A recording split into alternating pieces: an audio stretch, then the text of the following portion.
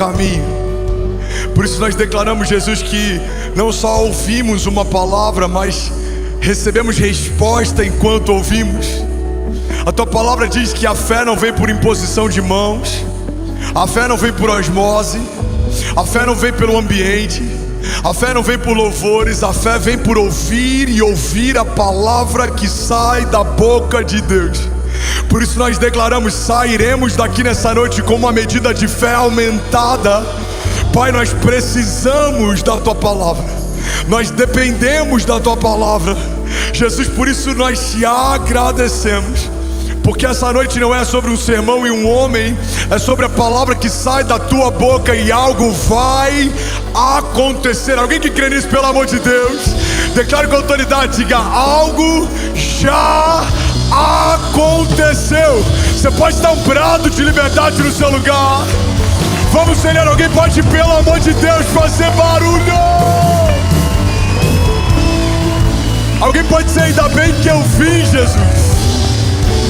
Aleluia. Pode sentar no seu lugar.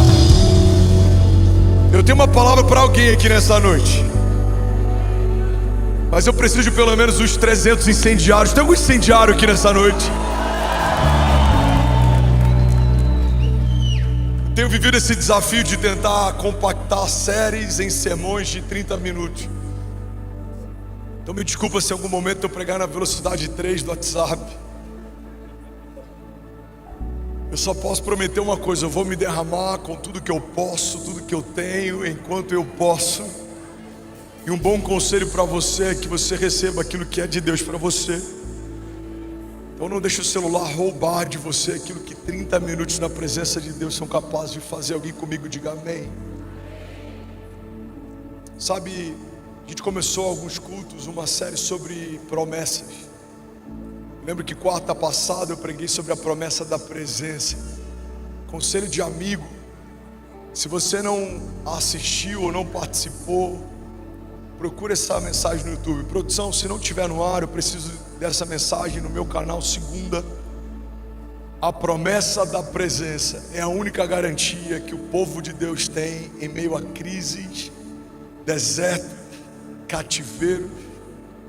O próprio Cristo disse: eu estarei com vocês todos os dias até a consumação dos séculos. Alguém pode declarar isso? Diga: eu não estou sozinho. E aí eu preguei sobre Abraão, e eu vou trazer alguns heróis da fé e o nível de processo que eles enfrentaram para viver as suas promessas. Sobre Abraão eu preguei sobre a promessa que nasce do impossível. Um Deus que renomeia um homem que não consegue ser pai, para ser chamado de pai de multidões. E a gente começou a mergulhar no entendimento de que Deus muda a tua identidade para que ela caminhe à altura da tua promessa. Ele não conseguia gerar, a sua mulher, ela era estéril, mas Deus renomeia Abraão antes do milagre chegar. Alguém vai pegar isso aqui em nome de Jesus? Se você ainda se chama da forma que os outros te veem, da forma que alguém te nomeou, você ainda não entendeu qual é o milagre de uma nova identidade em Cristo Jesus. Talvez você ainda se vê como alguém quebrado, cansado, cativo, mas os céus te veem diferente. Se os céus te chamam de libertador, para de apontar para as correntes. Moisés recebe de Deus um chamado e fala: Senhor, quem sou eu? Alguém comigo aqui? Alguém está recebendo isso aqui? Moisés, você vai libertar o meu povo. Quem sou eu? Sabe qual é a resposta de Deus para ele? Eu estou com você. A resposta não é: ô filhão, você é maravilhoso, você é incrível. Não, não, não. Se Moisés buscasse em Moisés algo que justificasse o tamanho da promessa de Deus, ele se frustraria. Então quando Moisés tenta olhar para si, Deus chama a atenção de novo para ele e fala: ei Moisés, a única garantia de que você não vai sucumbir é que eu estou com você. Alguém está pegando isso aqui em nome de Jesus? Então, partindo desse entendimento de que cada herói da fé enfrentou um tipo de processo diferente para viver o cumprimento da sua promessa, hoje eu quero falar sobre Davi. Davi é um homem segundo o coração de Deus e é alguém que viveu algo extraordinário. Muitas coisas chamam a atenção na história de Davi. A primeira é que ele era um improvável. Eu queria fazer um pedido, nenhum voluntário em pé, todos por favor sentados. Eu não sei a movimentação que está tendo lá, se é culto de adolescente. Chama todo mundo agora imediatamente, por favor. Dan, me ajuda aí, Fran. Todo mundo sentado. A palavra de hoje vai mudar a história de famílias. A palavra de hoje vai mudar ministérios. Vamos, eu estou profetizando. Alguém me ajuda em concordância. A palavra de hoje vai ser um divisor de águas. A palavra de hoje vai fazer com que laços sejam desfeitos. Alguém comigo aqui, diga amém. Então faça isso rápido, se apressa. O tema da mensagem de hoje é a promessa que convive com a oposição.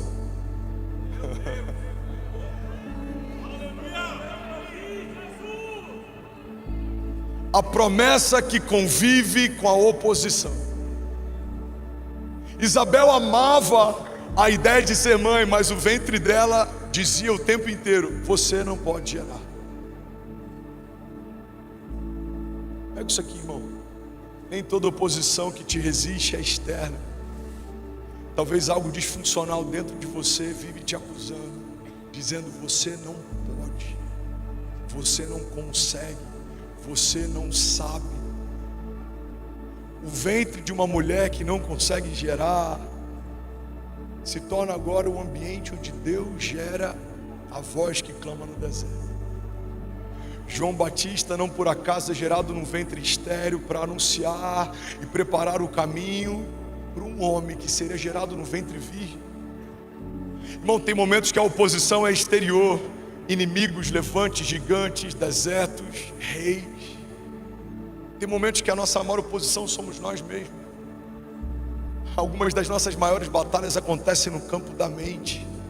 Segundo a OMS, até 2030, daqui a 4 anos, a cada 10 pessoas que me ouvem nesse editório, 7 vão estar acometidas de algum tipo de desafio emocional.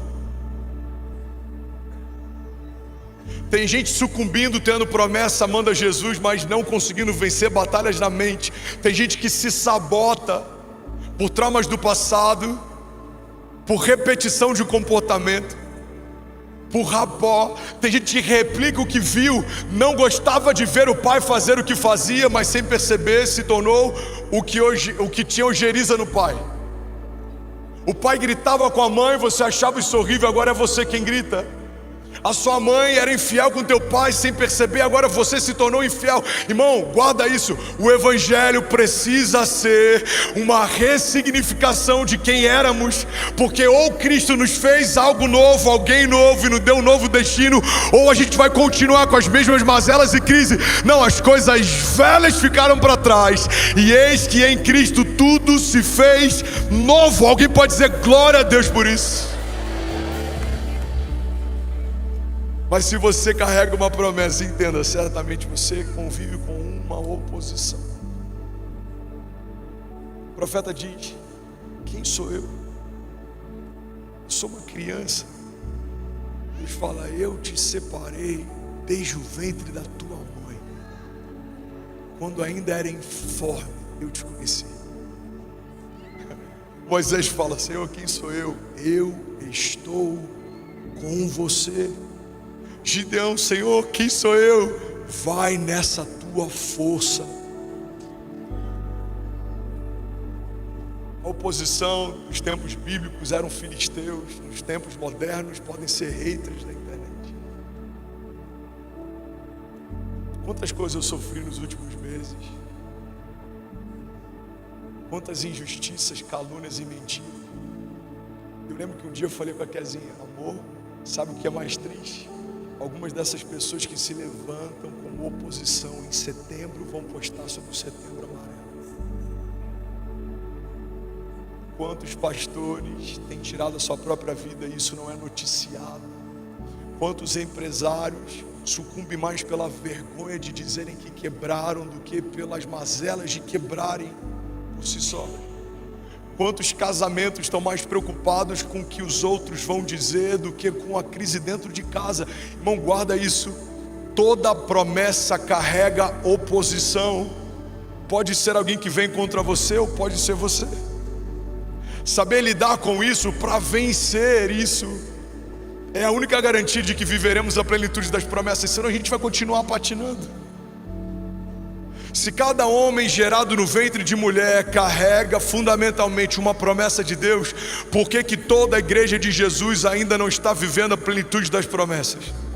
Porque promessa não é para quem quer viver, é para quem se posiciona para isso. Milagre não é para quem merece, é para quem não desistiu.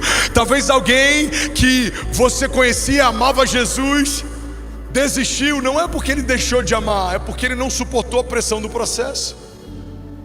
E se tem algo que aprendemos com a pessoa de Davi, é que Davi precisou lidar com a oposição de alguém que ele amou. Davi precisou enfrentar desertos. Mas você vai entender ao longo da mensagem de hoje que isso, enquanto vivemos, é um problema, é uma crise. Mas depois que vivemos, entendemos, foi um presente. Olha para mim. Sabe quem Davi liderou até ser enviado para o deserto para se refugiar? Ovelhas. A primeira liderança que vemos na Bíblia, gerada a partir de Davi, começa com os loucos que se tornam valentes. Como Deus levanta um menino para se tornar líder de um povo se nunca liderou ninguém? Alguém está pegando isso aqui? Davi era um pastor de ovelhas, manejava ovelhas, sabia lidar com ovelhas, mas não tinha um trato com gente. Provavelmente era alguém até estranho, isolado, apartado. Quando o pai manda chamar os irmãos, não chama Davi, ele nem foi cogitado para ser ungido. Entenda isso, irmão. A liderança de Davi está sendo forjada no seu pior momento, porque quando se tornar rei, piores momentos maiores virão. E um momento é um leão, outro momento é uma ursa, agora é um rei, e outro momento serão reis. Alguém recebe isso aqui? Eu já preguei sobre isso, mas pode ser novo para alguém. O teu nível de oposição é proporcional ao nível da tua unção. Davi, enquanto pastor de ovelhas, governava sobre o reino animal e era resistido pelo reino animal. Ele luta com um leão para cuidar das ovelhas. Agora ele luta com uma ursa para cuidar das ovelhas. Mas a Bíblia diz que depois que a unção de rei foi derramado sobre ele, um rei se opõe a ele. Irmão, pega isso aqui. Sabe quando um rei vai se opor a um pastor de ovelhas? Fala comigo. Nunca. Então, se tem um rei se opondo a você, é porque existe algum tipo de unção de reinado sobre você. O inferno não perde tempo com uma força demasiada sobre alguém que não carrega algo extraordinário. O nível da tua posição é uma expressão do nível da unção que você recebeu. Alguém comigo diga amém. Se até o cumprimento da promessa do Messias enfrentou oposição, você acha que na minha vez e na tua vai ser diferente? Uma geração foi dizimada para que um libertador não fosse levantado. Jesus precisa ser escondido. Eles mudam de geografia para que ele não seja abortado, porque alguém ficou sabendo que o libertador aguardado pelos judeus estava sendo gerado no ventre de uma mulher. Todos os homens gerados naquele tempo foram dizimados. Irmão, o inferno não brinca de ser inferno.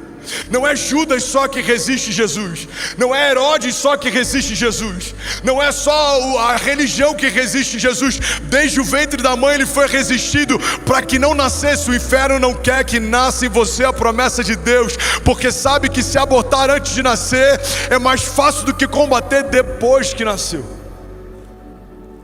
A Bíblia diz que ele recebe uma porção do Espírito, é batizado nas águas. Uma voz do céu diz: esse é o meu filho em quem eu tenho meu prazer. E ali então é levado pelo Espírito ao deserto. E o que acontece no deserto? Ele é testado, ele é provocado, ele é tentado. Alguém está comigo? Aí ele começa o ministério de milagres. Tem um momento na Bíblia que a Bíblia diz que quando eles voltam para orar por Lázaro, os discípulos dizem: Senhor, na vinda por esse caminho a gente quase foi apedrejado, o Senhor quer voltar pelo mesmo caminho? Ou seja, já havia tensão. Jesus em alguns momentos precisou se apartar da multidão por conta do medo de ser assassinado antes da hora. Mas a Bíblia diz que depois que ele ressuscita Lázaro, os opositores se reúnem e eles dizem: agora ele foi longe demais. Se a gente não parar essa revolução, a gente não vai ter mais controle. Todas as vezes que o inferno se opõe a algo que você carrega, é uma expressão do medo de que alguém desperte para o seu destino profético. Abortar um libertador que nem nasceu é uma coisa, tem que paralisar a revolução de um homem que anda sobre as águas e cura enfermos, ressuscita mortos, é outra. O que o inferno não sabia é que a morte em Cristo não é o final da história, é a parte mais gloriosa dela. Quando Pedro tenta poupar Jesus da cruz, ele é chamado de Satanás. Para trás de mim, Satanás. Jesus está deixando claro que o processo para quem carrega promessa não é problema, não é abandono, não é um acaso, faz parte daquilo que Deus está forjando em nós. Eu preciso ser entregue e morto para que eu ressuscite ao terceiro dia, porque se assim não for, não haverá dispensação da graça. Em outro momento a Bíblia diz que Jesus volta dos mortos, reaparece para os discípulos, fala sobre o grande comissionamento. E aí sabe o que acontece? Eles não queriam que ele fosse embora. Você consegue imaginar alguém que você ama volta da morte? O que você faz? Eu vou trancar a casa, você nunca mais sai de perto. Imagina a tua esposa que você ama, um filho morreu e ressuscitou. Você não desgruda, irmão. A Bíblia diz que os discípulos não queriam que ele fosse embora. E aí vem uma chave. Jesus diz: se eu não for, o Espírito não virá sobre vós. Em outras palavras, ele está dizendo: é necessário que a gente se separe para que o Espírito se torne um com vocês. Irmão, tem momentos que é necessário separações. Tem momentos que você se sente só, parece que Deus te abandonou no caminho. Não, Ele está com você. É como aquela história de um homem que está no deserto e ele reclama com Deus. Ele diz: nos meus melhores momentos eu olhava para o lado e os seus passos estavam na areia. Alguém já viu essa história? Quando estava tudo bem, eu olhava para o lado e eu via meus passos e os seus. Quando o tempo era bom, eu olhava para o caminho, eu olhava os meus passos e os seus. Mas agora, Deus, que eu estou no meu pior momento, eu olho para a areia e eu só vejo as minhas pegadas. E aí Deus diz para ele: isso não está na Bíblia, ok? É só uma analogia. Ele diz: filho, as pegadas que você vê não são as suas, são as minhas. Eu te carrego no colo quando você não tem forças para caminhar. Deus está dizendo para alguém: silêncio não é uma expressão de abandono. Eu estou com vocês. Vamos, alguém? Vamos, se for para ele, você pode fazer melhor. Aleluia!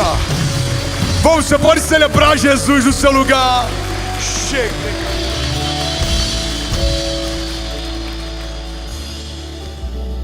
Pastor, os dias são difíceis. Eu sei, filhão. Para mim também. Mas eu tenho uma palavra para alguém. Levanta sua mão direita e recebe isso. Salmos 33.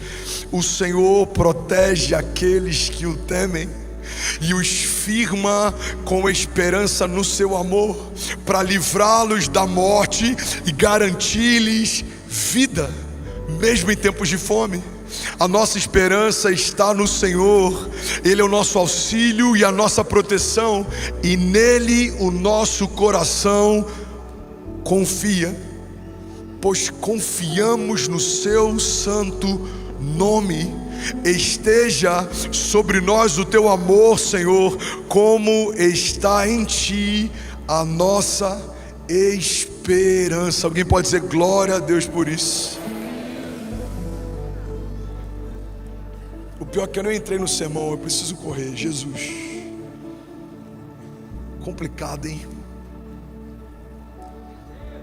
A gente podia fazer um culto só da palavra aqui, para pregar por 1h30 sem pressa. Quantos acham que seria uma boa ideia? Quando a rema vem, você percebe um espírito de revelação na sala. A gente precisa se apressar, porque alguém está preocupado com a hora do fantástico. Meu Deus, ajuda a gente. Tem jogo hoje ou não? Não?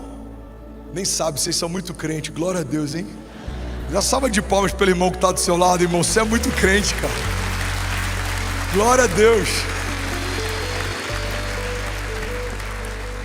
Vamos começar, 1 Samuel 16:13. Então Samuel tomou o vaso do azeite e ungiu a Davi no meio dos seus irmãos. E desde aquele dia em diante o Espírito do Senhor se apoderou de Davi. Então Samuel se levantou e voltou a Ramá. Sabe uma coisa interessante? Davi recebeu uma promessa clara: você será rei. E sabe o que aconteceu imediatamente? Nada. Tem gente que se frustra porque recebeu de Deus uma unção para algo, passa um mês, um ano, 5 anos, nada aconteceu. Mas o que a gente olha para a história de Davi é que assim que ele é ungido, ele não vai para o trono, ele vai para o campo. E olha para mim, José recebe um sonho, ele não vai para o palácio, ele vai para o poço. Daniel recebe mais sabedoria que os sábios da Babilônia, ele não vai para o alto de uma torre de marfim, ele vai para a cova dos leões. Jesus obedece o Pai, está no Getsemane, os poros estão sangrando. Ele diz: se possível for, afasta de mim esse cálice, mas todavia seja feita a tua vontade, não a minha. Ele não vai para os céus, ele vai para a cruz. O que eu quero propor é que toda promessa me empurra para um lugar onde não tem nada mais de mim, para que só tenha dele. Irmão, Deus está permitindo oposição para que a gente seja purificado. A forma de Deus purificar o que já é puro é lançar no fogo. Por isso que a Bíblia diz que aquele que é sujo se suje mais, e aquele que é limpo se limpe mais. A oposição não é um abandono de Deus. Deus está permitindo que algo se oponha, para que você seja preparado para o tempo perfeito de Deus. Alguém recebe isso em nome de Jesus? Eclesiastes 3 diz que há um tempo perfeito para cada propósito debaixo dos céus. Davi recebe uma unção e vai para o campo. E a Bíblia diz que depois que ele volta a fazer o que fazia, há um gigante afrontando o exército de Deus. E então o pai dele manda ele para ir lutar. E aí sabe o que acontece? 1 Samuel 17:17. E enviou Jessé a Davi dizendo: toma agora para os teus irmãos um éfa desse trigo tostado e esses 10 pães, e leva apressadamente até o arraial onde estão os teus irmãos. O rei ungido pelo maior profeta daquela época, agora está operando como Uber Eats no meio da guerra. Entende isso aqui? Se não aceitarmos os processos, a gente pode achar que a unção era mentira ou que a promessa era em verdade. Porque Davi acabou de receber unção para reinar sobre Israel. Da genealogia dele virá o Messias. A Bíblia diz que do tronco de Jessé virá o Messias. Ou seja, quando aquele cego diz: Jesus, Jesus, filho de Davi, tem compaixão de mim, estava se cumprindo uma promessa feita a um menino que em algum momento se tornaria rei. Mas o que ele faz depois de ser ungido? Ele volta para o campo. Ele vai entregar comida no meio das batalhas. Alguém está pegando isso aqui? Diga amém. A gente precisa entender um princípio. Davi havia sido ungido, mas ainda não havia sido estabelecido. Tem um tipo de unção que Deus derramou sobre você, que ela já repousa em você, mas você ainda não foi estabelecido. Você está num processo, Deus está preparando você para ter estrutura, para suportar a unção que foi derramada. Alguém recebe isso em nome de Jesus? Porque ser ungido, igreja, não significa estar pronto, mas significa estar marcado.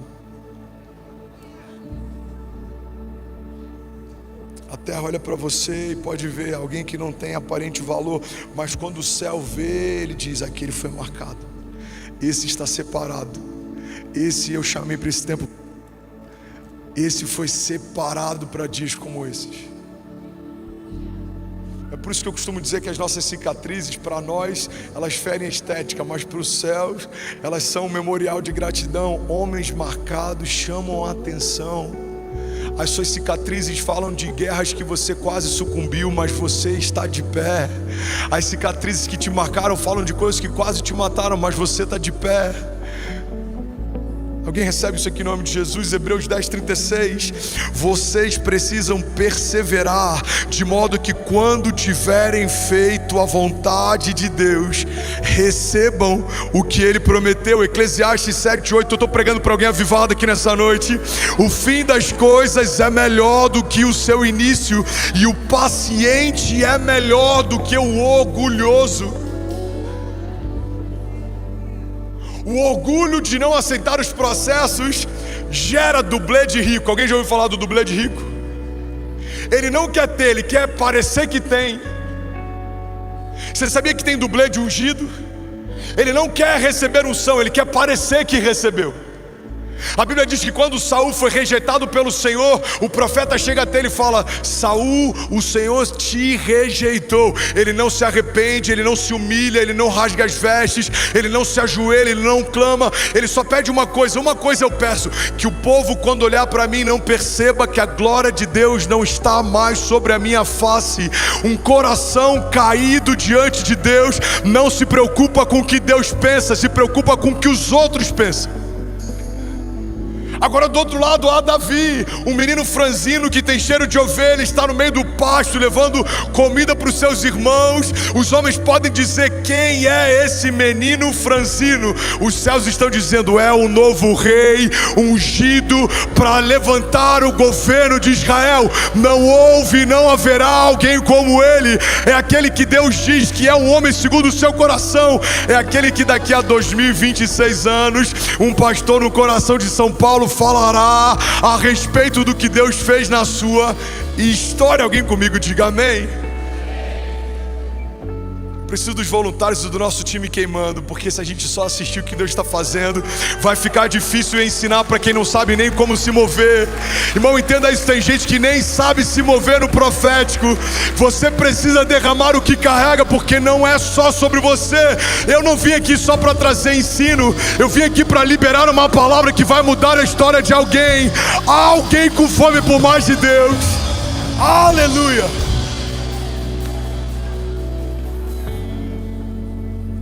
Segundo princípio, a promessa atrai batalhas que você não escolheu. Fala para quem está do seu lado, me ajuda a pregar, diga: a promessa atrai batalhas que você não escolheu. Antes de sentar no trono, Davi precisou enfrentar gigantes. 1 Samuel 17:45.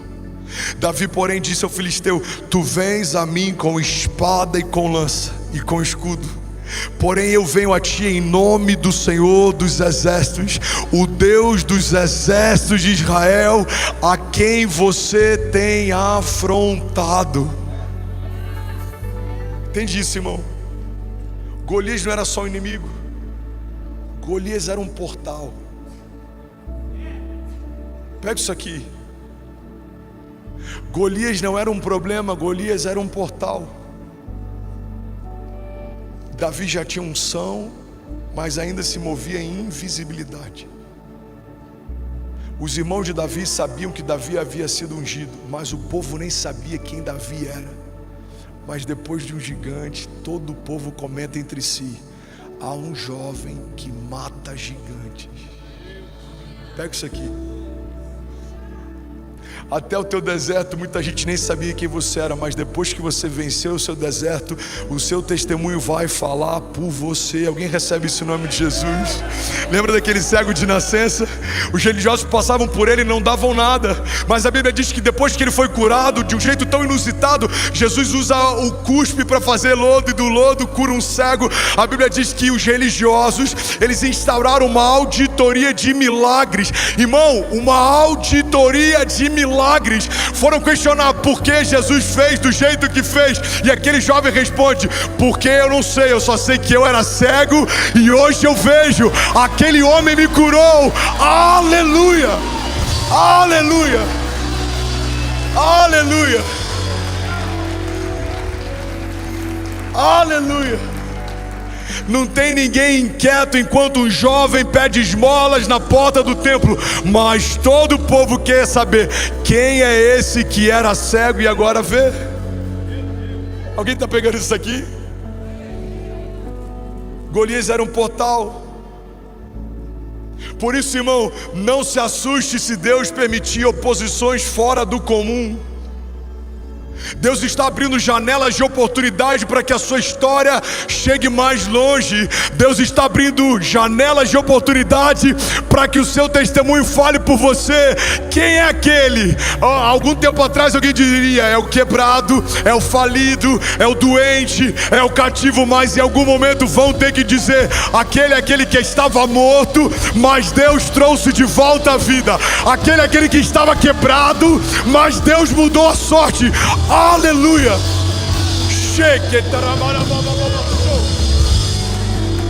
Aleluia! Aleluia! Se for para isso, você pode fazer melhor que isso. Vamos acelerar alguém, pelo amor de Deus.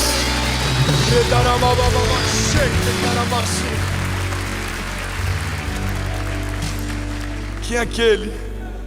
Aquele é Abraão, pai de multidões. Mas a mulher dele não consegue gerar. Pois é, mas ele agora mudou de nome e disse que o Senhor os constituirá como pai de nações. Quem é aquele? Aquele é o filho de Jessé, aquele menino franzino que fica no pasto. Pois é, mas você está sabendo da última? Ele venceu um gigante, não usou as armaduras do rei, recebeu isenção de impostos, e agora todo mundo fala a respeito desse menino. Quem é Davi? É aquele que saiu do anonimato para caminhar debaixo do destino profético. Alguém comigo diga amém. Irmão, guarda isso em nome de Jesus. A promessa te escolhe antes de você estar pronto. E por isso que vem os processos, é o processo que te prepara. A promessa chama José de sonhador e estabelece sobre ele um sonho de governo. Ele não governava nem os irmãos, ele era o caçula da casa. A unção estabelece Davi como rei. Ele não era benquisto a ponto de ser chamado nem pelo pai. Não foi ungido naquele dia porque o pai escolheu. Ele foi ungido porque Deus mandou chamar. E Jesus? A Bíblia diz que não havia beleza ou formosura ou nada que nos atraísse a Ele, mas era ungido de Deus. João Batista, homem estranho, comia mel silvestre e gafanhoto, caminhava no deserto, chamava o público que o ouvia de raça de víboras. Você já imaginou, ao invés de eu começar com boa noite, celeiro São Paulo, eu tenho uma boa notícia? Eu falar: e aí, raça de víboras, vocês estão preparados para o sermão de hoje? Arrependei-vos. Esse homem é a voz que clama no deserto, o profeta que quebra o silêncio de Deus, aquele que estabelece o caminho que era preparado para o Messias. Deus não vê como o homem vê. Deus não precisa do teu ventre pronto para gerar, não precisa da tua conta cheia de recursos, não precisa da tua estatura de rei. Ele não vê como o homem vê. Ele abate o soberbo, levanta o improvável. Deus não é como o homem é. Ele não leva em consideração o teu passado, mas o teu coração. Ele está pronto para mudar a história de alguém nessa noite. Vamos, alguém? Salmos 144:1. Vamos, diz: bendito seja o Senhor, a minha rocha, que ensina as minhas mãos para a guerra e os meus dedos para a batalha. Se alguém te perguntar: irmão, que luta tem? Você vai falar: o Senhor está me preparando e ensinando as minhas mãos para a guerra e os meus dedos para a batalha. Deus está me preparando para níveis mais altos. A unção não elimina a guerra. Na verdade, muitas vezes intensifica. Uma geração foi dizimada no Egito porque a notícia de um libertador ecoou no meio do palácio. A mesma dinâmica acontece no tempo de Jesus. Uma geração foi dizimada porque a notícia de um libertador ecoou no meio do povo. Mas eu tenho uma palavra para alguém, Salmos 27:1, levanta suas mãos. O Senhor é a minha luz e a minha salvação, de quem terei temor? O Senhor é o meu forte refúgio, de quem terei medo? Quando homens maus avançarem para me destruir, eles, os meus inimigos e meus adversários que tropeçarão e cairão. Porque ainda que um exército se acampe contra mim, o meu coração não temerá. E ainda que se declare guerra contra mim, mesmo assim estarei confiante. Alguém pode dizer glória a Deus por isso? O processo é um presente, irmão. Dói enquanto se vive, mas é necessário. Fala para quem está do seu lado, é necessário. Aguenta firme, vai passar. Diga, não desiste, vai passar. Aquele que começou a boa obra é fiel para completá-la. Aquele que prometeu é fiel para cumprir o que prometeu. Não é homem para que minta, não é filho do homem para que se arrependa. Se Deus disse que vai acontecer, na eternidade já aconteceu. Você pode dar um brado de liberdade no seu lugar.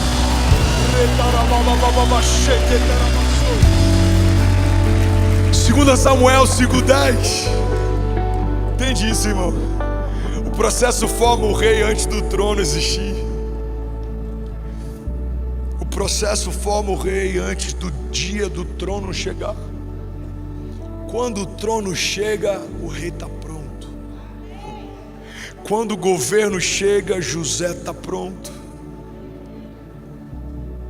Terrível coisa é estar onde deveria estar, sem se tornar quem deveria ter se tornado. Aleluia. Terrível coisa é. Chegou no tempo de viver o cumprimento de uma promessa, mas não está pronto plenamente para ela. 2 Samuel 5:10.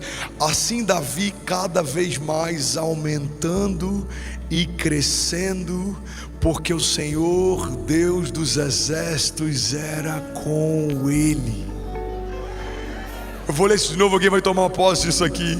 Assim Davi ia cada vez mais aumentando e crescendo. O que Davi ia, igreja? Aumentando e crescendo, e assim será você e os seus. Vocês seguirão aumentando e crescendo, e o Senhor alargará as tuas tendas, e o Senhor mudará a tua sorte, e o Senhor te encherá de vida e de unção fresca, e o inferno não te resistirá. A palavra de Deus diz: resistir ao diabo e ele fugirá de vós. Porque feliz é o homem que teme ao Senhor. É como uma árvore plantada junto ao ribeiro das águas, e mesmo no tempo da seca suas folhas permanecem verdes, e dá o fruto certo no tempo certo. E sabe o que é maravilhoso? Enquanto eu prego, tem um punhado de pessoas de pé, e isso é um sinal de que as cadeiras acabaram. Isso é um bom sinal de que Deus vai aumentar mais uma vez as suas tendas. Alguém pode dar um brado de liberdade aqui nessa noite? Aleluia! E eu finalizo aqui, terceiro princípio. Deus preserva o que prometeu. Você pode levantar suas mãos, fechar os teus olhos. Faça isso, curva a tua cabeça. Declare com temor, diga: o meu Deus preserva o que prometeu. Pai, nós sabemos que toda promessa que o Senhor estabeleceu desde a eternidade passada a nosso respeito ainda está de pé. Quando o Senhor disse coisas sobre nós, nem o ventre da nossa mãe existia. Mas a tua palavra diz que o Senhor escreveu cada um dos nossos dias no seu livro, antes de qualquer um deles existir. Não há lugar que possamos fugir da tua presença. Se formos aos lugares mais baixos, lá o Senhor estará. Se subirmos até os lugares mais altos da face da terra, lá a tua presença estará também. Aonde poderia me esconder da tua presença, Senhor? Tu sabes de todas as coisas, sabe o que eu penso antes que a palavra se forme na minha boca, sabe quando me deito e quando me levanto. O Senhor sabe o que eu preciso e o que me falta. O Senhor sabe as minhas guerras, as minhas lutas. O Senhor sabe do meu choro, o Senhor sabe o que está quebrado, porque o Senhor me viu completo antes que as lutas me deformassem. Por isso, Pai, nós apresentamos o nosso coração ao Senhor. Faz aquilo que só o Senhor pode fazer. Seja para nós aquilo que só o Senhor é. O Senhor é aquilo que precisamos. O Senhor é cura para toda enfermidade. O Senhor é liberdade para todo cativeiro. O Senhor é resposta para toda angústia. O Senhor é caminho que leva à salvação. Não há outro Deus além do nosso Deus. Não há outro nome mais poderoso do que o teu nome, Jesus. E diante do teu nome, todo joelho se dobrará e toda língua confessará que só o Senhor é Deus. Por isso nós apresentamos, Pai, o nosso coração, crendo e declarando que o Senhor preserva o que prometeu. Você pode declarar isso em alto e bom som? Diga: o meu Deus preserva cada promessa que me fez, em nome de Jesus. Você pode dar um brado de liberdade no seu lugar. Aleluia. Jesus.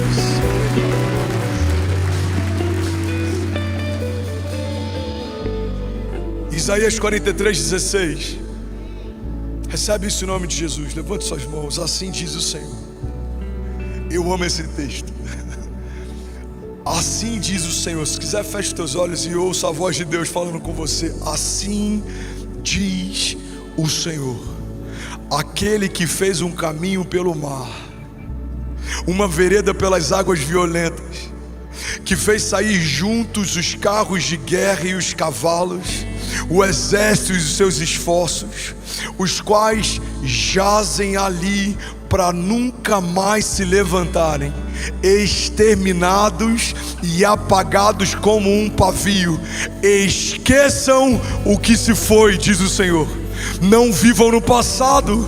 Vejam, eu farei uma coisa nova e ela está prestes a acontecer. Vocês não a percebem? Até no deserto abrirei um caminho e riachos no meio do ermo. Alguém pode dar um brado de liberdade aqui nessa noite? Você que recebe isso, levante as suas mãos, declare: vem mais uma vez. Vamos! Esqueçam que se foi. Vejam, eu estou fazendo uma coisa nova, diz o Senhor. Fica de pé no seu lugar. Faz a eternidade se alinhar com o natural. E na terra nós que somos proclamados. Levante as suas mãos, declare: vem mais uma.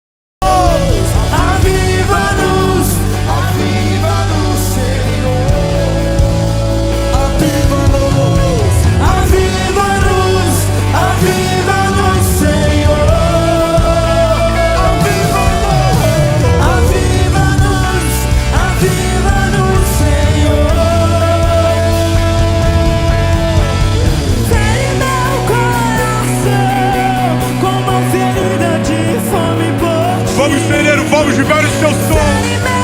Seja avivado. Seja renovado, seja cheio. Ensina-me a clamar, a suplicar.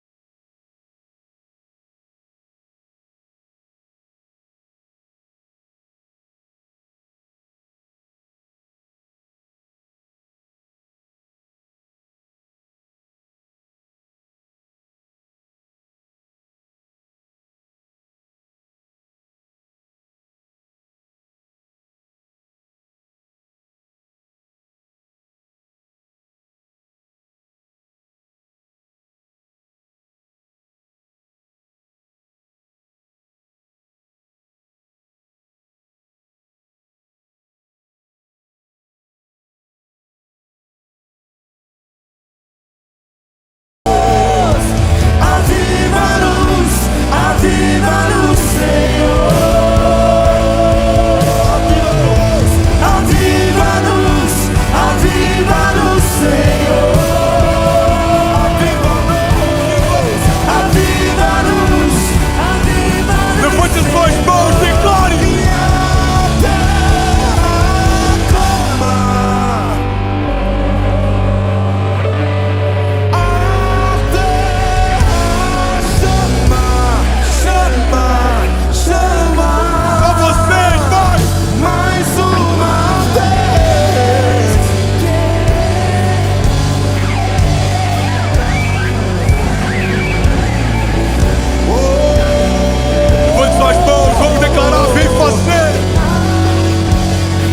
Fazer o que nenhum homem fez, vem fazer o que a história nunca viu, vem cumprir o descrito em Joel.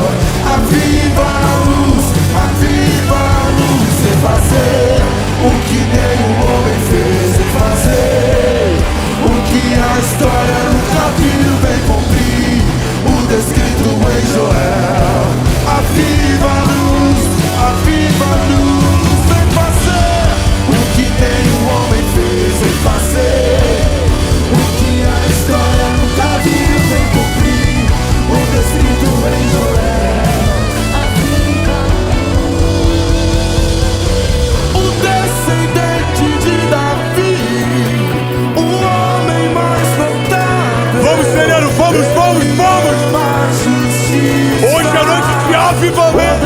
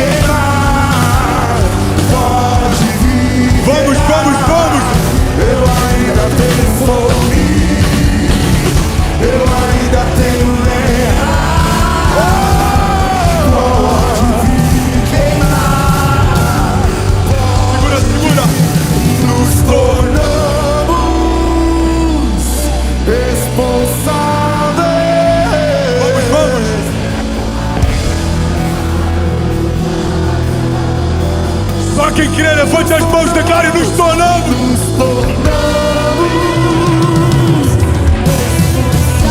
O fogo queimará sobre o altar e ele não se apagará. Nos tornamos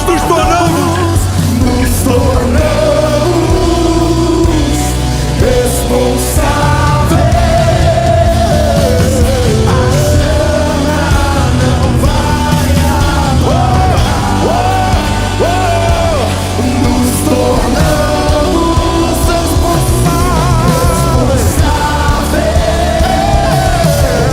A chama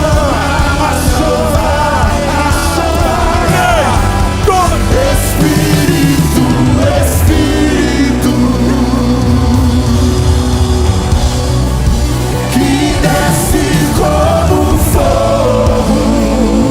Vamos, igreja, vamos. Vem como em Pentecoste e enche-me de novo. Levante as suas mãos, feche teus olhos, declare: Espírito.